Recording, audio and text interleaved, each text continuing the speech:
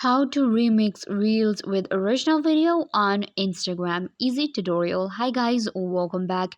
Today I'm giving you a tutorial on how to create remix on Instagram with the original video. So let's get started.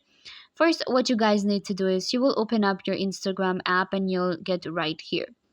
So on Instagram, we can remix with the reels that we see, and there are two ways we can remix.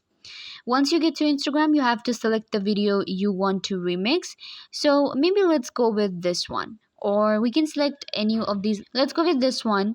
Click on the three dots at the bottom and then you will click on the remix option. You can see next to the save. Click on remix and we have two ways. First, with the original video or after the original video. So with original video means you can see it will be next to the video, and then after original video means that this video will be played first and then I will create a remix. So we want to create the first one with original video. I'm gonna select it. So it will open up our reel camera for you. Now we will just create a reel. So you will record it and you can see this is how it will look. You can see we have our video next to it. So you will record your reel now, add effects. You can select the time, you can then select the song as well.